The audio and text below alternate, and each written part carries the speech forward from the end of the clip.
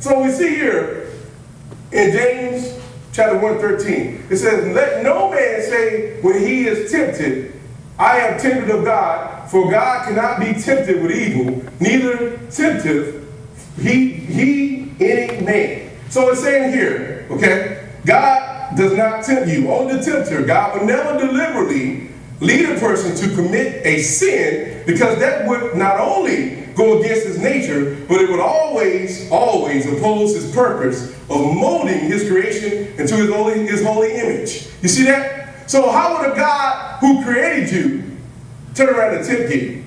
That doesn't make sense. Especially when he said that you were made in his image. He's a holy God, by the way.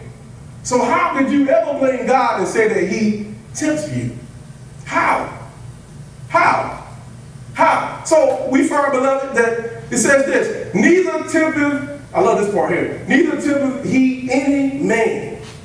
See, look, God cannot be tempted with evil, neither tempteth he any man. So guess what? Evil doesn't tempt God. Nothing tempts God. Nothing tempts God. If nothing tempts God, guess what? You made his image, so you really and honestly shouldn't be tempted. Tempted. Is that the word? Yeah, tempted. They should say it right. All right? Tempted, because we recorded. So, tempted. So, what I'm simply saying is, beloved, look, you should never ever say that God has tempted you to do anything, especially sin. God doesn't even tempt you to do anything good either. You know that? It says God does not tempt. Simple as that. That's it. There's no adding to God's word. That's it. Then it goes on here in 14. It says this part. But every man is tempted. Remember I said earlier, I don't care what your title is. I don't care if you've been preached for 50 years. I don't care if you got a whole accolade, people elevated you and said that you're the best thing, the most humble man ever. He's the humble person ever known in this whole world. He's just like Moses. No, everybody, read about them, they were all tempted. You know that they were tempted to not do God's will. Some of them were tempted by also not just doing just God's will, but also by others as well.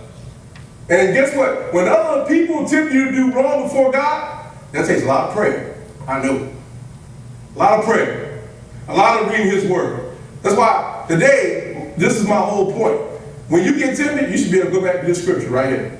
You should be able to use this to bring you out of your temptation moment. Moments. I didn't say in it. There's a difference. Okay? The lust has came in your mind. Whatever it may be, and it stops right there because you get the word. I ain't say carry it out, because as we read, and as she read earlier, it does something that's really crazy. It's really going to blow your mind. But at the end of that, round about verse 16, it says something so powerful in there. But it says this here. In the right situation, in the right circumstance, you may fall in temptation. If you're at a club, I think I said this before, if you're at a club and you're a woman of God or a man of God, you have no business in the club, first of all. You ain't that strong. Why are you there? Why? Why are you on a cruise ship?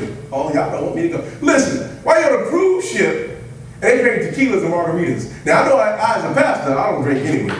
But they say, well, pastor, ain't nothing wrong with that. Well, there's something wrong if you end up being an alcoholic. Every time you go somewhere, you say you're social drinking. Your social drinking ends up being turned into alcoholism. You see that? They say, well, pastor, you saying not to drink? Well, it gives certain qualifications for a pastor, for a deacon. Now notice, it says, in one of them, a deacon says not as much wine. But see, the wine that they talking about, okay, ain't the same wine we have today. Research is not the same. Okay? They say, well, what about some, what they call that stuff?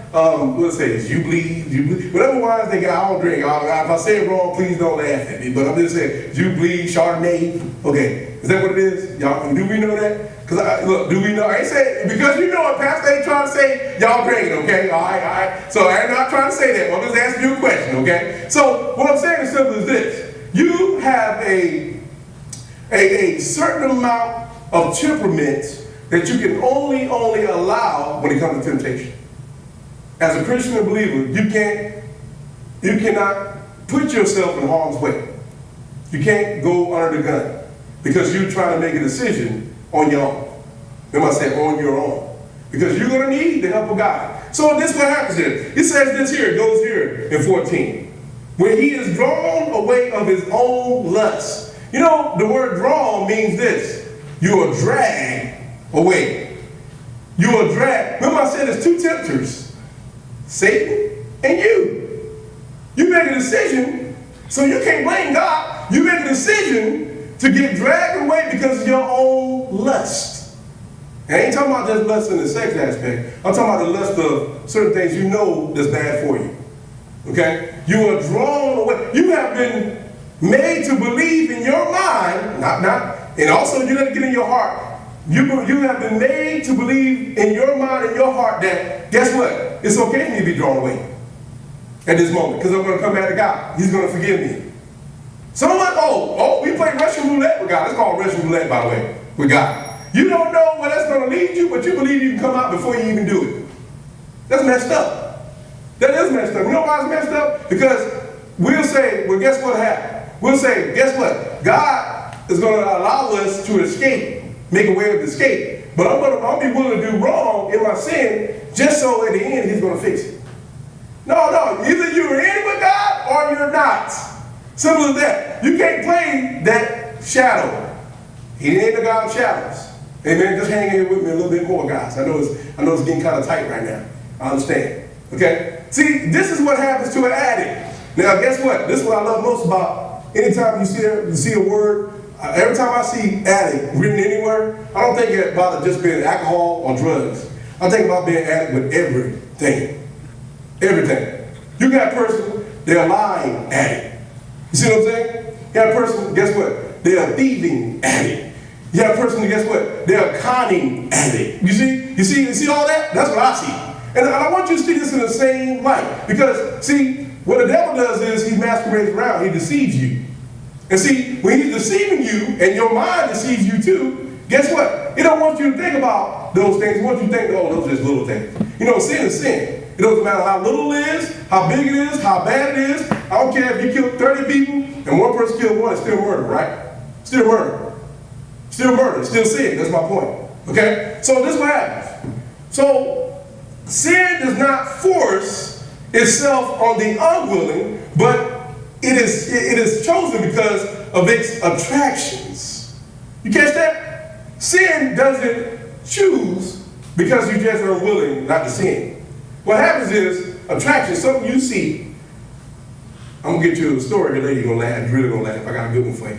But it's something you see, and it attracts you. Watch this. Those of you who are married, or those of you who got a fiance, or whatever the case may be, you didn't get with your wife because she was just not only attractive, but it had to be some other things, right? Right, both, yeah, right too, right? Okay. Now, this is the thing. You had to see her first, right? You saw her first, right? I'm a man. I saw her first. Now, women, I got a question for you. What attracted you is that you saw him too, right? That's how it works, right? Okay? So that tells me something. Okay? Not only is it man because of what you see, but also women do it too. Now, how do we take this in the spiritual aspect? Well, guess what? That's how sin starts. You see something, you want it, you're attracted to it. Right? Y'all agree with that? Oh, it does start. Oh, yeah. Okay? And then guess what? You get it in you, and you believe you should have it. You see? That's how addiction begins. Watch, as we keep reading, you're going to see something here. Okay? Here we go. So, and then it comes up to that word, and enticed. Enticed. Now, anytime you see enticement, how many people fishing here are true fishermen? Ray is a fisherman, guys. Okay? Nowadays, you know, fishing can be expensive just as well as golf can. Okay? You know, fishing is one of the things where you got people who fish with worms. You can help me out, Ray. You got people who fish with worms. That's a cheaper way to fish. Then you got people who fish with the artificial bait. But then you got people who got lures. L-U-R-E-S. Don't mind my accent from North Carolina. Okay? So you got people with lures from, I don't know what they call it. If North Carolina is the South, I don't know. But they say as Virginia, they consider that much the South. But ain't from Mississippi really the South. So, but I'll let y'all know. But listen, lures, right? And these lures can cost a lot of money. Am I right? They cost a lot. And guess what? They are so shiny. So shiny. Look, you take it, you cast it out, you pull it in. The fish start to see it wiggling and shiny, and catch their eye. You ever heard the story of Papa Fish and Mama Fish? You ever heard that story growing up? Well, let me give you a little story here. Papa Fish was done working when he got some food, okay, for the day, right? Papa Fish heading back home, Mama Fish ready to bring her home when they ready to get together as a family. Well, on the way back, Papa Fish swimming in the water. Guess what? He sees something, caught his eye. Okay? Little does he know, it's a lure. Okay? It's an enticement. He looks up, he sees it, man, it's shining, but I gotta go home. I'm beaten. I gotta get back to the house. I got my kids, I got my wife, all this stuff. Some of this stories sound like this. Okay? Hopefully it's not you, because there's more to the story. So he sees the lure, and he's going by. And then guess what else happens? He does this, he smells. He's like, something smells so good. And it's that. He sees it. But guess what he don't see? He sees the shininess, it smells good, but he don't see the hook. So guess what? Papa Fish goes up, gets it, nips at it a little bit before he bites it. He bites onto it. And guess what happens? He gets caught. He gets stuck. And guess what else he's trying to do? He's trying to get off the hook. There you got Mama Fish. Word sick. Or where's Papa Fish? He's caught up. Next thing you know, Papa Fish is in the frying pan, getting served up. Okay? He's in the hot seat, getting served up. My boy's all back on my stories, I know. They're getting fried up. He's getting fried up. Papa Fish is done. Well, guess what happened, beloved? Same thing what happens with us if you fall into sin. Same thing. You get enticed. It looks shiny, looks good, smells good. Say all the right things to you because you made up in your mind that your spouse ain't saying all the right things that you want to hear. Because your mind, remember, you got to renew your mind daily. Sometimes you got to, just about every time, you got to always be patient. Okay? Let God orchestrate. You know, God is the author. God, and guess what? You should be the paper. He writes the beginning to the end. Not only does he just do that, but he also, amen, he also is the potter. He builds you, he molds you to what he wants you to be. Amen? Amen? And guess what? In your temptation moment, you got to think about them things. You see that there? And guess what happened? You have so many people nowadays that are getting hooked. They'll say, well, like I said earlier, a person get a beer, I just social drink every Friday. Next thing you know, 2 or 3 years go by. You see them at Alcoholics Anonymous, AA meetings. What happened? Well, I just started social drinking. Then you get the person, I want to smoke a little bit of weed. Guess what else happens? They get hooked. Oh yeah, they get hooked. They're on heroin, they're on methane. They tried it out, I was on weed.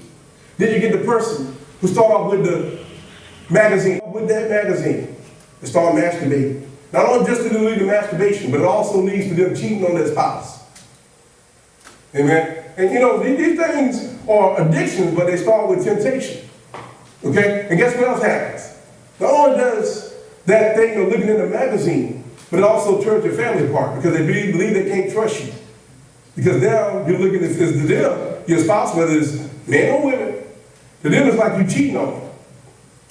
To them it's just like that. That means if you can do that, you can go out and cheat. Because that's what you basically did. And then there's, oh, guess what? I told one little white lie. And now you done got caught stealing and thieving. You're a thief. All because of what you figured out for it to be small. You figured it was doing no harm. But you was tempted in the beginning, you didn't even know it. You see? It led to bigger things. And it says here in 15, I'm almost done. We get to the end. Just bear with me. Oh yeah, we got 5 more minutes. Then when lust hath conceived birthing. Conceived means birthing. It means that your temptation begins to get pregnant. Now watch this. Now you women, listen, if you have or haven't had a child, just know that birthing anything requires it to go through a process. Okay? Many times something's required to go through a process, guess what? Something's going to be made full blown when you give birth to it. Okay? So it says here in 15, it says this. Then when lust hath conceived, means it gave birth, it bringeth forth sin. So guess what? Your temptation gives birth to sin. And then when sin does something too, it becomes full grown. And anytime something is